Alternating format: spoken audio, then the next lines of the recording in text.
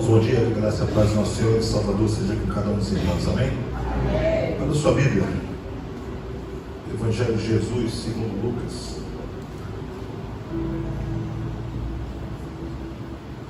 capítulo de número 21, versículos de 25 a 28.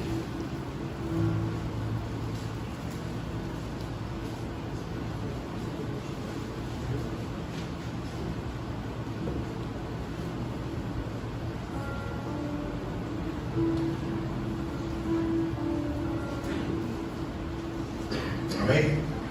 Os irmãos encontraram? Amém. Um livro fácil, né, irmãos? Vou ver se está lendo, os irmãos estejam apenas acompanhando. O tema da minha Bíblia aqui, desses versículos de 25 a 28, é a vinda do Filho do Homem. Diz assim: e naqueles dias haverá sinais no sol, na lua e nas estrelas, e sobre a terra angústia entre as nações em perplexidade por causa do bramido do mar e das ondas. E haverá homens que desmaiarão de terror e pela expectativa das coisas que sobrevirão no mundo, pois os poderes dos céus serão abalados. Então se verá o Filho do Homem vindo numa nuvem com poder e grande glória. Ora, ao começar estas coisas a suceder, exultai e erguei a vossa cabeça, porque a vossa redenção se aproxima. Nós te louvamos ainda nessa manhã, Deus, pedindo para que seja o Senhor a falar aos nossos corações, seja o Teu Espírito Santo a nos confrontar, Senhor, seja Ele a nos direcionar na Tua palavra, Senhor, e aqueles que têm ouvidos possam ouvir aquilo que o Espírito Santo diz à Tua igreja nessa manhã. Essa é a nossa oração que fazemos, em nome de Cristo Jesus. Amém. Irmãos, a mensagem escatológica, ela nunca foi tão negligenciada durante toda a era da igreja quanto ela tem sido hoje.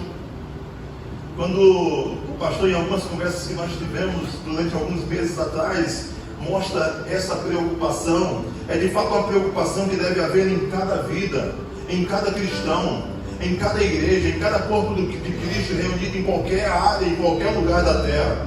Porque a mensagem escatológica vai trazer para cada um de nós a compreensão da expectativa final da nossa fé. Porque se nós vivemos no mundo e queremos a recompensa não simplesmente daquilo que fazemos hoje, e essa recompensa chegando aos nossos dias hoje, nessa vida, essa não é a expectativa correta da nossa fé. Essa não é a expectativa que eu e você devemos ter enquanto cristãos. Essa não é a expectativa que deve ser vivenciada dia após dia pela vida da igreja, por cada um de nós que compomos esse corpo conhecido como corpo de Cristo. Portanto, é necessário que eu e você possamos ter em nossa mente e trazermos todos os dias aos nossos corações aquilo que de fato vai fazer com que eu e você possamos ser a igreja de Cristo, e a igreja de Cristo de uma forma diferente. É interessante que eu estava estudando algum tempo atrás, e eu vim meditando nessa palavra alguns dias, quando eu mandei o texto para o pastor, faz mais ou menos um mês atrás. E eu comecei a meditar e comecei a pensar um pouco na minha vida, porque eu não gosto muito de, quando olho para um texto, olhar para a vida das pessoas, mas eu gosto primeiramente de olhar para a minha vida, para ver o que aquele texto, ou o que aquela mensagem pode produzir de efeito no meu coração. Essa mensagem não é para fazer apontamento na vida dos irmãos, mas é para poder trazer conhecimento a mim, para que através da minha vida outros possam ser agora edificados e transformados, não pelo poder que há em mim, mas pelo poder que há na palavra de Deus, que é capaz de transformar os nossos corações e as nossas vidas. Eu pensando um pouco e fazendo uma retrospectiva sobre tudo aquilo que eu já tinha vivido dentro do Evangelho, e eu nasci no Evangelho, eu lembro que há mais ou menos 30 anos atrás, essa era a mensagem que havia nos nossos cultos.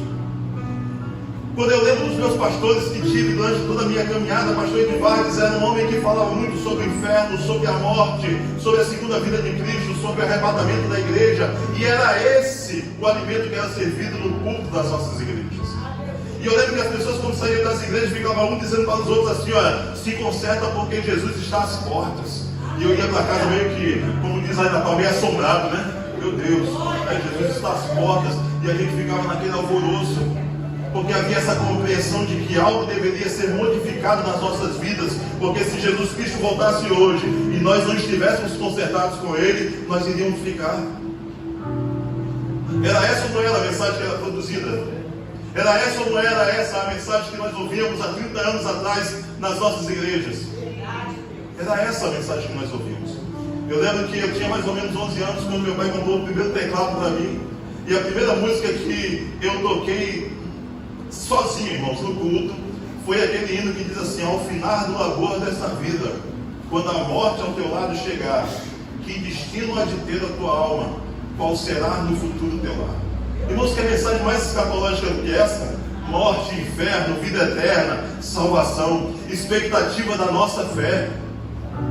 E eu lembro que quando o pastor fazia os apelos lá, as pessoas vinham, algumas vinham assustadas, porque eles não sabiam o que lhes esperava, eles não queriam ir para o inferno, mas eles queriam conhecer a Cristo. E às vezes, quando nós fazíamos as visitas nos lares para poder trazer o discipulado, as pessoas nem sabiam o que eles tinham feito, qual era a decisão que eles tinham tomado, mas eles estavam com medo. Mas era esse mesmo medo que muitas vezes trazia o amor de Deus para as suas vidas e a compreensão de que Jesus queria trazer algo novo para a vida de cada um deles. Essas mensagens foram negligenciadas, foram esquecidas, foram deixadas de lado, e eu poderia enumerar aqui muitas razões. Quando nós estamos aqui fazendo debate escatológico, nós podemos aqui apresentar algumas razões porque as pessoas não querem estudar escatologia. Porque o maior tratado escatológico está dentro do livro de Apocalipse. E quando nós olhamos para o livro de Apocalipse, a primeira coisa que há nas nossas vidas, sabe qual é o primeiro sintoma? O primeiro sintoma que nós enfrentamos? Incerteza. Quando eu vejo Cristo descendo com poder e glória, para poder julgar a terra, para poder passar pelo fogo tudo aquilo que aqui existe, o primeiro sentimento que há nos nossos corações é incerteza. E aí nós fechamos a nossa Bíblia, porque é melhor ficar com a parte que fala sobre as promessas de Deus. É melhor ficarmos com a nossa caixinha de promessa, onde são coisas doces, açucaradas, e que não nos fazem nos preocupar com as nossas vidas, do que sermos confrontados com a mensagem de ira, e de que Deus um dia irá separar os cabritos das ovelhas.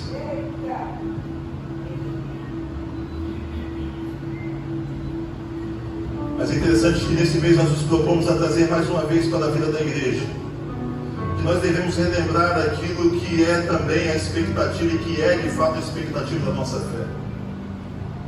Em todo o Evangelho, nós não apenas estudamos acerca da vida de Cristo, não apenas da morte de Cristo, não apenas da sua ressurreição, mas que também há uma promessa para a vida da sua igreja, que um dia o noivo virá buscar a sua noiva. Mas hoje nós nos temos muito mais nos assemelhados às virgens loucas ou insensatas ou nécias, do que com aquelas que reproduziram e que possuíam nas suas casas ou nas suas tendas tanto a lamparina quanto o azeite ou o querosene. Porque nós sabemos que o noivo irá voltar, mas nós vivemos como se ele nunca voltasse. Nós sabemos todos os dias, irmãos, que compreendemos essa palavra, e sabemos que ele vai voltar, mas nós vivemos como se ele nunca voltasse, ou como se essa promessa nunca fosse se cumprir nas nossas vidas. Quando nós olhamos agora para o texto do capítulo número 21 de Lucas, e se nós começarmos a ler a partir do versículo de número 1 até chegar ao versículo de número 25 a 28, nós vamos ver que Jesus Cristo está ali no Sermão do Monte, e alguns dos seus discípulos, porque eles estavam no templo, e a partir do versículo de número 1 ao versículo de número 4, os irmãos vão ver que Jesus estava ali no templo no momento de culto. Quando uma mulher, uma viúva, vai ali e deposita dentro da gasofilaça a sua oferta. E Jesus Cristo traz um aprendizado, um ensinamento grandioso para a vida daqueles homens que estavam ali vendo aquela ação daquela mulher. E disse assim: olha, aquela mulher ali, ela deu realmente aquilo que lhe faria falta. Não era aquilo que sobejava na sua vida, não era aquilo que ela tinha que estava passando, ou aquilo que estava ali sobrando, mas ela deu tudo aquilo que ela possuía. E quando os seus discípulos estão saindo com Jesus do templo, a palavra de Deus nos diz, tanto no capítulo de número 24 de Mateus, quanto no 13 de Marcos, e agora no capítulo número 21 de Lucas, que os discípulos se admiraram com o templo de Jerusalém. Eles disseram: Senhor, o Senhor viu o templo de Jerusalém? O Senhor viu a grandiosidade arquitetônica e tanto ouro que existe naquele lugar? E é interessante que aquele templo não era o templo que foi produzido ou foi erguido por Salomão, Aquele era o templo que, depois de ter sido derrubado, depois de ter sido queimado, foi agora reerguido dentro daquela peregrinação por Zorobabel, Esdras e Neemias. Aquele não era mais aquele templo de tanta suntuosidade e grandiosidade de Salomão, mas também era um grande templo. E Herodes agora também tinha colocado no seu coração e tinha feito uma grande reforma. E os seus discípulos, ao olharem todo aquele ambiente arquitetônico, eles ficaram abismados com tanta grandiosidade e riqueza. Mas Jesus Cristo, olhando para tudo aquilo que eles estavam vendo, consegue não ver aquilo que era aparente, mas aquilo que ainda estava por vir, quando ele diz assim, no versículo de número 6: então disse Jesus: vedes estas coisas? Vocês estão vendo o templo de Jerusalém? Dias virão em que não ficará pedra sobre pedra que não seja derribada. Aquilo que era motivo de ostentação, aquilo que era motivo de grandeza, um dia estaria tudo derrubado. Não restaria naquele lugar pedra sobre pedra. E Jesus começa no versículo de número 7, quando ele vai para agora para o Monte das Oliveiras. Ele está lá com os seus discípulos chegam para ele e dizem assim: mestre, quando sucederá isto? E que sinal haverá de haver de quando estas coisas estiverem para se cumprir? Interessante que no domingo passado, ouvindo a mensagem que o pastor nos trouxe, essa era a mesma pergunta que os discípulos estavam fazendo para Jesus: me mostrem sinais. Eu quero compreender quais são os sinais que nós deveremos observar para que eu e você possamos entender que aqueles dias estão se chegando. A diferença é que a multidão, quando pergunta isso para Jesus Cristo, queriam colocar em prova se ele era ou não o Messias, mas os seus discípulos sabiam que ele era o Cristo, o Filho do Deus vivo. Os seus discípulos sabiam que tudo aquilo que Jesus Cristo estivesse falando para eles, um dia iria se cumprir, porque eles não tinham dúvidas acerca daqueles que havia lhes retirado do mundo, feito de cada um deles não mais pescadores de homens, mas pescadores de almas, e sabia que da sua boca eram proferidas palavras de vida eterna.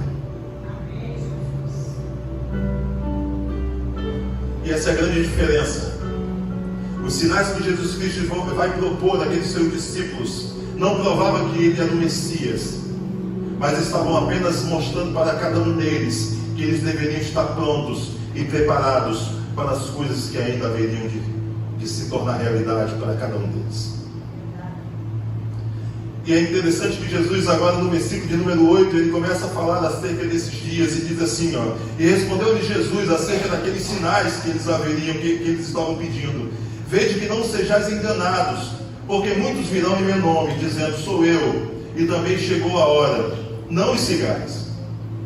Essa é uma profecia que, quando nós olhamos, irmãos, isso não apenas se cumpre nos dias de Jesus, mas também se cumpre nos nossos dias, porque aquilo que Jesus Cristo disse há mais de 2000 anos atrás ainda ecoa nas nossas vidas, ainda ecoa na sociedade que nós vivemos, ainda ecoa no ambiente religioso que nós estamos inseridos.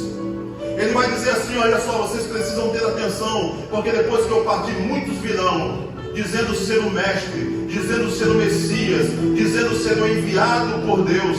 Mas vocês precisam compreender que o grande mestre, aquele que é o próprio Cristo, está entre vós, e vocês não devem segui-los, porque vocês devem compreender que eu sou o único que fui enviado por Deus. Então, se existe um ensinamento aqui, é que eu e você precisamos estar preparados para saber aquilo que é verdadeiro e o que é o falso. Nós precisamos estar preparados para poder compreender aquilo que é o verdadeiro Evangelho e aquilo que é o falso Evangelho. Nós precisamos compreender aquilo que é de fato palavra de Deus e aquilo que não é palavra de Deus. Nós precisamos compreender aquilo que revoluciona as nossas vidas, para que nós possamos atentar para as coisas do reino dos céus e conseguir entender aquilo que apenas ovaciona ou ergue o reino dos homens nos nossos dias. Qual é a grande diferença entre o Cristo que estava falando para os seus discípulos e os Cristos que iriam ser produzidos pelo mundo? É que o Cristo que estava falando para os seus discípulos estava ali naquele lugar, fazendo com que o nome do Senhor, o nome do seu Pai, fosse entronizado, fosse exaltado, fosse dado a ele toda a honra e toda a glória.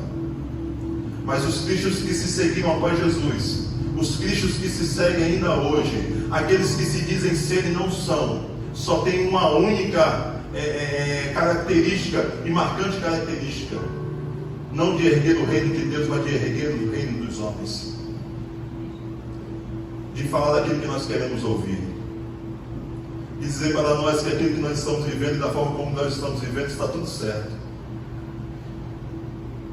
de trazer para a igreja aquilo que na verdade não é vontade de Deus para a vida da igreja, de mostrar um evangelho que não é o evangelho de Cristo para a igreja. E nós vamos falar daqui a pouco acerca desse evangelho, acerca dessa diferença que deve haver, e que não sou eu que um dia irá separar cabritos de ovelhas, não sou eu que um dia irá separar joio de trigo, mas é o próprio Cristo que é o Senhor da igreja. No versículo de número 8, Jesus ainda continua dizendo e falando, versículo de número 9, e ele vai dizer assim: quando ouvires falar de guerras e revoluções, não vos assusteis, pois é necessário primeiro que aconteçam essas coisas, mas o fim não será logo. Então lhe disse: levantar-se-ão nação contra nação, e reino contra reino. O sermão escatológico de Cristo, que aponta agora as últimas coisas, está sendo agora identificado, e esses sinais que os discípulos perguntam ao Senhor estão sendo mostrados a Ele em quesitos e em tópicos um por um, para que eles possam compreender aquilo que haveria de acontecer antes que o fim chegasse. E é interessante que todo esse ambiente político, geográfico, estão sendo abalados e desolados, porque o Deus que é dono de todas as coisas está mandando com que os sinais apareçam, para que os seus discípulos possam ter a percepção de que o fim é chegado. Há 30 anos atrás eu ouvia, dentro da igreja onde eu estava inserido, que Jesus estava às portas. 10 anos se passaram e eu continuava dentro da igreja ouvindo que Jesus estava às portas. Depois de 30 anos estou eu hoje e continuo olhando para a palavra de Deus e continuo identificando que Jesus está às portas. E por que ele está às portas? Porque a sua palavra tem se cumprido dia após dia. Guerras, rumores de guerras, nação contra nação, não é isso que os irmãos têm visto dia após dia? Não é isso que a igreja de Cristo, desde aqueles dias, tem todos os momentos olhado para o mundo, e não é isso que nós temos saboreado dia após dia? Irmãos, aquele contexto que Jesus estava inserido era a Pax Romana. Roma tinha exercido o poderio político e de guerra em torno de toda aquela faixa que ele conhecia por mundo. E não havia guerra naqueles momentos, porque era Roma que exercia o controle de todas as coisas. Mas Jesus Cristo estava dizendo para os seus discípulos: esqueça a Pax Romana.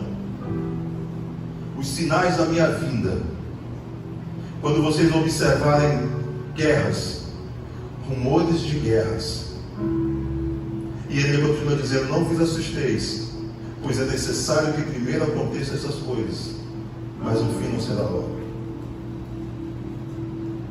Quando você liga a sua televisão e vê a Ucrânia contra a Rússia, sabe qual que é a mensagem de Jesus para as nossas vidas? Não vos assusteis. Está assustado com o quê, irmãos? E ele continua dizendo: não vos assusteis, porque o fim ainda não será logo. O mundo está caminhando para um momento em que nada vai melhorar, não importa quão grande seja a minha e a sua oração para que ele melhore. O mundo caminha para o caos completo. Não importa se você acordamos todos os dias de madrugada para poder orar e para poder pedir ao Senhor para que essas coisas não aconteçam, porque elas devem acontecer, porque a palavra de Deus irá se cumprir nos nossos dias. Amém. E quando eu li essa parte aqui, mas o fim não será logo. Mas o fim não está próximo, Geraldinho. As guerras que nós vemos hoje, daqui a 10 anos com certeza serão piores, daqui a 50 anos serão muito piores, daqui a 100 anos serão muito piores ainda. E Jesus continua dizendo para aqueles homens que estavam pedindo para ele sinais, e haverá grandes terremotos, epidemias e fome em vários lugares, e coisas espantosas e também grandes sinais no céu. Antes, porém, de todas estas coisas, lançarão mão de vós e vos perseguirão, entregando-vos às sinagogas e aos cárceres, levando-vos à presença dos reis e governadores por causa do meu nome. Os sinais da vida de Cristo não compreendem apenas a desolação política e social, mas os sinais da vida de Jesus Cristo e de todo o fim de todas as coisas também compreendem uma grande perseguição que se dará à vida da nossa igreja, à vida da igreja de Cristo. E é interessante que a resposta de Deus para a vida daqueles homens que estavam esperando o sinal, que estavam pedindo para eles que pudessem ser dados sinais do fim dos tempos, Ele vai responder para aqueles homens: olha, além de guerras, além de rumores de guerras, além de terremotos, além de epidemias, vocês serão lançados no fogo, vocês serão a cada dia mais aprisionados e levados perante as sinagogas. E ele ainda continua dizendo: levando-vos à presença dos reis e governadores por causa do meu nome, e isto vos acontecerá para que deis testemunho. Todas as coisas vão convergir para que eu e você possamos cumprir o propósito que foi designado para cada um de nós: sermos testemunhas de Cristo. Irmãos, não vai ser mais tempo de brincadeira. Crente 007 não vai mais existir, porque eles serão jogados de um lado para o outro, porque eles serão afligidos dia após dia, eles serão levados perante reis e governadores, e a palavra de Deus vai nos dizer que tudo isso acontecerá para que eu e você possamos cumprir o propósito de Deus estabelecido nas nossas vidas, sermos testemunhas vivas e fiéis. Qual é a pergunta que eu trago para a vida da igreja? É se nós estamos prontos para isso. Qual é a pergunta que eu trago para a minha vida? É se eu estou pronto para ser uma testemunha viva e fiel daquilo que o Senhor Deus já entregou nas minhas mãos. É fácil, irmãos, estarmos aqui com o microfone nas mãos, junto de irmãos que nós amamos, falando de uma palavra que todos nós queremos ouvir. Mas será que isso nos caracteriza como testemunhas de Cristo? Ou será que o que nos caracteriza como testemunhas de Cristo é o bispo Policarpo de Esmirna, quando está diante daqueles que queriam matá-lo, quando as pessoas estavam dizendo assim: nega Jesus e você vai sair daqui livre? É muito simples, você apenas nega o seu Cristo e você vai voltar para a sua casa, vai deitar com a sua esposa, vai fazer uma brilhante refeição com seus filhos. É simples. Apenas negue. Mas Policarpo olha para aqueles homens e diz assim: como poderia eu negar a Cristo se Ele nunca me negou? Meu Deus! Como poderia eu hoje me afastar do Cristo que um dia me resgatou e que não havia solução para a minha vida, e que agora Policarpo é colocado como uma testemunha viva e fiel? Ele cumpre o propósito que estava colocado sobre a sua vida, e é o mesmo propósito que está colocado sobre a minha e sobre a tua vida. Porque eu vos darei e assentai, versículo número 14, pois em vosso coração de não vos preocupardes com o que haveis de responder, porque eu vos darei pouca sabedoria, a que não poderão resistir nem contradizer todos quantos vos se opuserem. Essa testemunha viva, santa e fiel, que é o propósito que Deus estabelece para a vida de cada um de nós, irmãos, ela não é forjada nos bancos de um seminário, ela não é forjada nos domingos na escola bíblica dominical, ela não é forjada tão simplesmente na vivência religiosa de irmos ou não a um culto, ou a um encontro de jovens, ou de mulheres, ou de homens. Não é assim que essa testemunha viva e fiel é forjada. Ela é forjada no relacionamento profundo que ela tem estabelecida com o Espírito Santo de Deus, porque é o Espírito que vai falar por intermédio dela. Amém. Glória a Deus. E é interessante que talvez as pessoas, talvez eu e você possamos dizer: mas quando nós fomos levados diante dos reis, diante dos governadores, o que nós vamos falar? Eu sou pequeno demais. Nós podemos talvez pensar como Moisés: o que eu vou falar quando eu chegar diante do faraó? Você não vai falar nada, meus irmãos. Eu e você não iremos falar nada, porque o texto vai nos dizer: porque eu vos darei boca e sabedoria, e eles não poderão resistir a vocês. Atos capítulo número 6, versículo número 10 vai falar sobre um homem. E a palavra de Deus nos disse que Estevão era um homem cheio do Espírito Santo. E esse Espírito Santo dava-lhe poder e sabedoria, da qual ninguém poderia e podia resistir às suas palavras.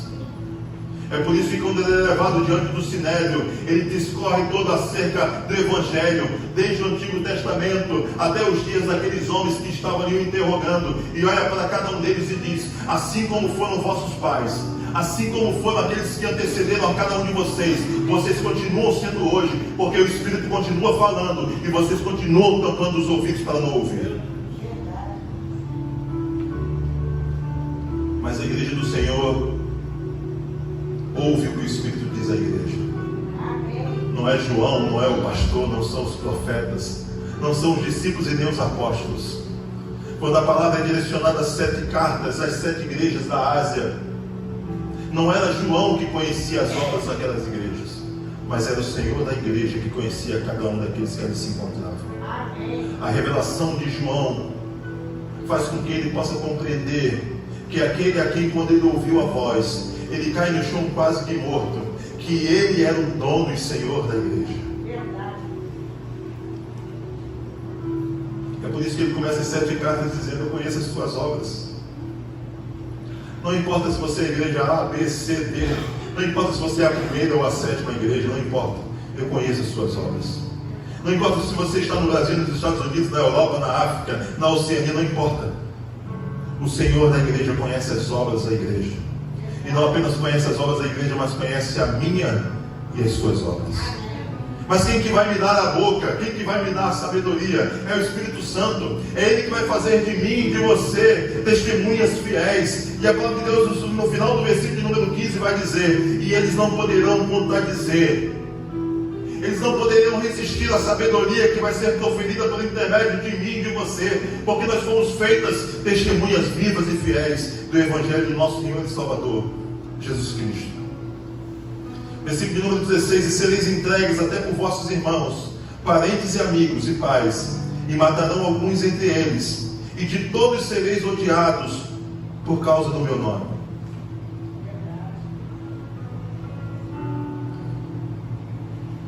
Os irmãos conseguem compreender a profundidade que está nesses textos?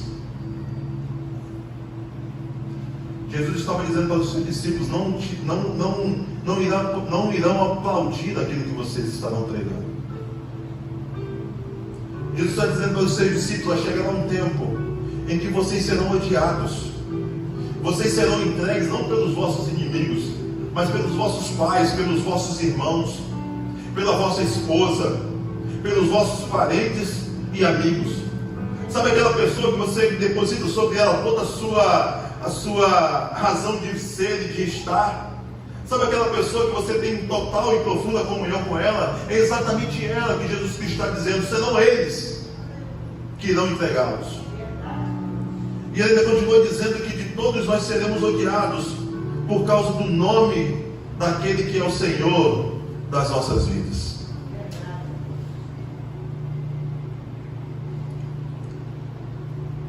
Mas talvez, se nós estamos desesperados ao ouvir esses textos, o nosso coração começa a se alegrar a partir do versículo de número 18, quando diz assim: contudo, não se perderá um só fio de cabelo da vossa cabeça. Sabe aquele monte de fio que cai no banheiro, quando você está tomando banho e fica no ralo, e depois o marido tem que ir lá e tirar?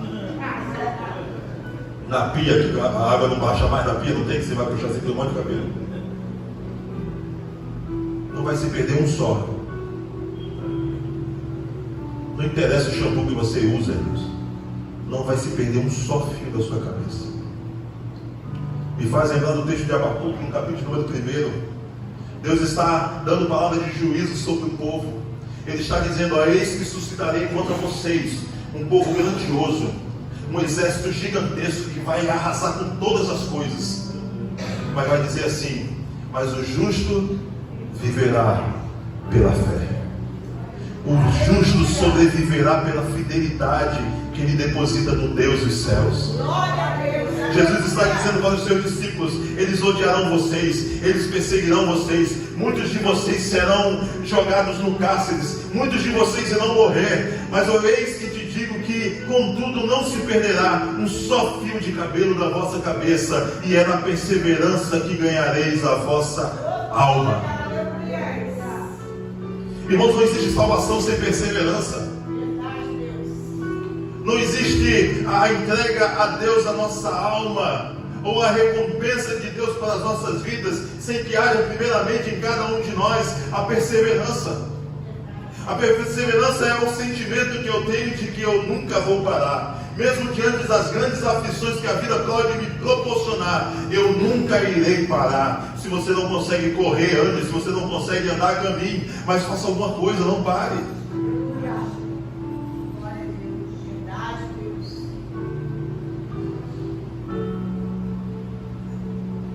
Nos versículos de número 20 ao versículo de número 24, Jesus agora vai novamente voltar a Jerusalém. Jesus já disse que naquele tempo que eles estavam vendo, de grande suntuosidade, de grande majestade e glória, nenhuma daquelas pedras que estavam ali iriam durar por muito tempo. E ele vai dizer: não haverá pedra aí que não seja derribada ou derrubada. E no versículo de número 20 diz assim: quando porém vem de Jerusalém sitiada de exércitos, sabei que está próximo a sua devastação. E então os que estiverem na Judéia fujam para os montes, e os que se encontrarem dentro da cidade retirem-se. E os que estiverem nos campos não entrem nela, porque nestes dias são de vingança, para se cumprir tudo que está escrito. E ai das que estiverem grávidas, e ai das que amamentarem naqueles dias, porque haverá grande aflição na terra, e ira contra este povo. E cairão ao fio da espada, e serão levados cativos para todas as nações, e até que os tempos dos gentios se completem, Jerusalém será pisada por eles. Eu não vou entrar sobre a teologia, sobre a escatologia dentro desses textos, sobre aquilo que a teologia e alguns teólogos mostram acerca desse texto, se foi cumprido, se não foi cumprido. Mas o que eu gostaria de trazer para cada um dos irmãos, a partir do versículo de número 20 até o versículo de número 24, é que todos esses sinais, eles continuam nos mostrando que a vida do nosso Senhor e Salvador Jesus Cristo está próximo. Que eu e você precisamos olhar para o texto sagrado e compreender que Deus estava preocupado nesse momento em informar para os seus discípulos que todas aquelas coisas que estariam sendo evidentes no fim dos tempos seriam mostradas através dos sinais que Jesus Cristo estava estabelecendo para a vida dos seus discípulos. E as questões de Jerusalém estão incluídas nela. Mas agora chegamos ao versículo que nós vemos no início do texto. Nós falamos sobre guerras e rumores de guerras. A Bíblia nos mostra sobre questões geográficas e geológicas, quando fala sobre as epidemias, os terremotos. Nós falamos sobre coisas espantosas e também grandes sinais nos céus. Mas o Deus agora que está mostrando todos esses sinais, e todas essas coisas estão sendo mostradas a cada um de nós pelo estabelecido na soberania de Deus. Deus não para por aí, porque todas as coisas estão debaixo do poder daquele que nos chamou.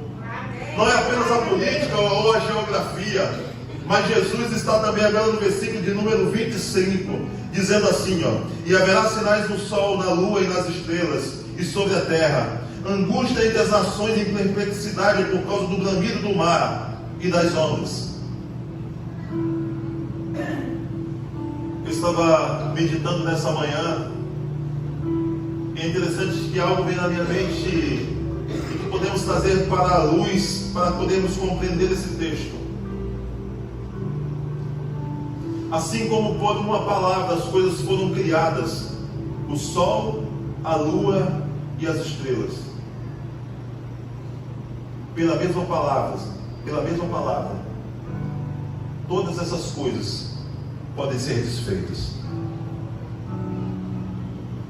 Quando nós olhamos para todo o processo que Jesus Cristo está mostrando para os seus discípulos, para que eles compreendam a volta dele, nós conseguimos compreender pelo menos duas situações ou duas circunstâncias que nos mostram aquilo que Jesus Cristo está tentando mostrar para a vida dos seus discípulos.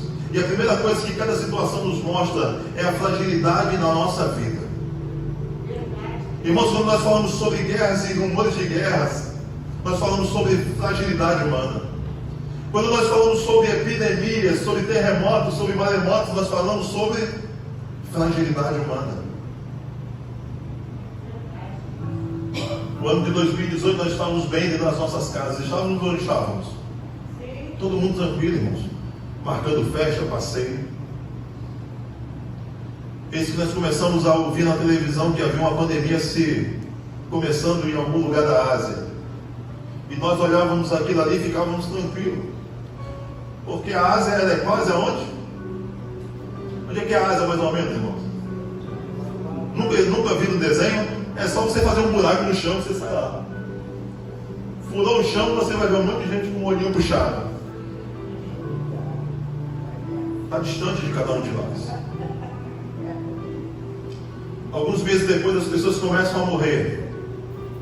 E cada dia mais essas pessoas que morrem chegam mais perto de cada um de nós. Daqui a pouco as pessoas já não estão tão distantes. Os hospitais começam a entrar em colapso. As situações do nosso país começam a colapsar. Os hospitais já não conseguem mais dar conta de tanta gente. As pessoas estão morrendo em todos os lugares. A Europa está sendo totalmente devastada. Nós vemos na televisão muitas e muitas pessoas mortas, uma ao lado da outra, muitos caixões dentro de muitos lugares, e os caminhões chegando e abastecendo de caixões, e essas pessoas sendo enterradas. E eu e você aqui no Brasil olhando, será que isso vai acontecer aqui também? E cada momento essas coisas começam a acontecer mais próximo de cada um de nós. Daqui a pouco bate nas nossas portas e começa a mostrar para cada um de nós quão frágeis nós somos. A igreja é fechada, as lives começam a ser ministradas, e cada situação dessa mostra a nossa fragilidade por um vírus que você e eu nunca vimos. Já viram por aí o vírus da Covid? Eu nunca vi, só na televisão, mas nunca vi ele passando por aí. Mas também mostra que Deus está governando todas as coisas, e que se Ele falou, todas essas coisas se cumprirão na minha e na tua vida. Os sinais que Jesus está mostrando para os seus discípulos é para que eles possam ter a compreensão de que eles são frágeis, mas que Deus está no controle de todas as coisas. No versículo de número 26 vai dizer: e haverá homens que desmaiarão de terror, e pela expectativa das coisas que sobrevirão ao mundo, pois os poderes dos céus serão abalados. Aqueles dias, irmãos, serão dias terríveis. E a palavra de Deus vai nos dizer que haverá homens que desmaiarão de tamanho terror, porque eles virão coisas que eles nunca viram até hoje. Esqueça a Primeira, a Segunda Guerra Mundial. Esqueça as grandes epidemias que já assolou a terra. Esqueçam os grandes sofrimentos até hoje que o mundo passou. Esqueçam as perseguições que o povo de Deus já passou durante toda a era cristã. Esqueçam todos esses dias. Esqueçam o dilúvio. Esqueçam a destruição de Sodoma e Gomorra. Aqueles dias serão dias de grande tribulação, a qual a terra nunca viu e nunca virá. E a pergunta que nós fazemos é se estamos prontos para esse momento. Mas eu gostaria de finalizar dizendo que a proposta de Cristo para as nossas vidas não é para trazer para nós tristeza, não é trazer para nós sentimentos que não deve haver quando nós ouvimos uma mensagem apocalíptica ou escatológica. Mas o que Cristo quer trazer para nós é o que está disposto lá no capítulo número 4 de 1 Tessalonicenses. Ele quer que eu e você possamos consolar uns aos outros com estas palavras. Amém. No versículo de número 27 vai dizer assim, ó: e depois de todas essas coisas, então se verá o Filho do Homem vendo numa nuvem com poder e grande glória. Irmãos, que dia espetacular será para cada um de nós. A expectativa da nossa fé agora estará se cumprindo. Estará se cumprindo o que está disposto no capítulo número 2 de Filipenses. Naquele dia, todo olho verá. Naquele dia, todo joelho se dobrará. Naquele dia, toda boca se abrirá. E dirá que Ele é Jesus, o Rei dos Reis. Essa deve ser a expectativa da nossa fé. Essa deve ser a expectativa que está disposta lá no capítulo número 11 de 1 Coríntios. Quando Paulo está ensinando a igreja de Corinto como eles deveriam realizar a ceia do Senhor, como eles deveriam ter a comunhão naquele momento de ceia. E no finalzinho do texto ele vai dizer assim, fazei até que Ele venha. Continuem ministrando esse momento até que o Senhor possa voltar. Continuem andando em profunda comunhão entre os santos, até que o Senhor estabeleça o seu reino entre cada um de vocês, até que Ele possa descer dos céus para levar a sua igreja em glória. E nós não podemos deixar com que essa mensagem se apague, porque se ela se apagar dos nossos corações, nós não viveremos uma vida cristã legítima. Os discípulos estavam no capítulo número 1 de Atos dos Apóstolos, olhando a Jesus. Jesus estava trazendo para cada um deles os últimos ensinamentos. E agora quando eles olham, eles ficam atônitos, porque o Cristo que estava diante deles em carne e osso estava sendo assunto aos céus. E a palavra de Deus diz que eles estão olhando para o Senhor, eles não conseguem entender o que está se passando. Talvez nos seus corações estivessem a agonia de ver o Mestre partindo e saber que amanhã não estariam mais com Ele. Saber que aquele que consolava os seus corações não estaria mais ali. Saber que aquele que estava direcionando a vida de cada um deles não estaria mais ali amanhã. Mas a palavra de Deus nos diz que dois varões chegam diante deles e diz assim, olha só, não fiquem tristes, porque o mesmo Jesus que vocês estão vendo subir nesse momento, Ele um dia voltará, e nós sabemos que Ele voltará para poder levar a sua igreja, a igreja santa e remida pelo sangue do Cordeiro. E no último versículo diz assim, versículo número 28, ora, ao começarem essas coisas a suceder, não fiquem tristes, não fiquem chocados quando vocês ouvirem guerras e rumores de guerras. Não fiquem atônitos quando vocês olharem para a sua casa e verem que muitas pessoas foram levadas pela pandemia. Que não seja gerado dentro dos seus corações incertezas quando vocês verem que essas coisas têm se cumprido, quando nós formos odiados, quando nós formos entregues. Não é esse o sentimento que Cristo está trazendo para a vida dos seus discípulos. Mas Ele vai dizer assim no último versículo, no versículo número 28, ora, ao começar estas coisas a suceder, exultai e erguei a vossa cabeça, porque a vossa redenção se aproxima. Amém. Glória a Deus. Essa é a expectativa da minha e da sua vida, meus irmãos. Verdade, Deus. Essa é a expectativa que deve haver dentro dos nossos corações. Que assim seja. Os discípulos estão agora ali, depois de um sermão duro, mas estão compreendendo aquilo que Jesus Cristo estava finalizando, dizendo, quando todas essas coisas começarem a acontecer, não fiquem tristes, mas exultai e erguei as vossas cabeças, porque a vossa redenção se aproxima. Porque a redenção da igreja é chegada. Porque eu e você que fazemos parte desse corpo, temos uma proposta e temos algo que foi falado por Cristo, para que possa servir de consolo para os nossos dias. O consolo para as nossas vidas, irmãos, não vem quando eu trago uma palavra confortável, mas quando eu falo sobre a expectativa da nossa fé, sobre o cumprimento dela para os nossos dias, e que conseguimos entender que todas as coisas que nós vivemos aqui, um dia vai acabar. Verdade. E nesse dia, quando ela acabar, nós estaremos vivendo para sempre com Cristo, no lugar que Ele mesmo preparou para cada um de nós, para aqueles que se dizem igreja de Jesus. Não sou eu que faço esse julgamento, mas que cada um faça assim como o apóstolo Paulo disse no momento da ministração da ceia do Senhor: examine-se, pois, o homem a si mesmo. Que eu possa examinar o meu coração, assim como você possa examinar o seu coração.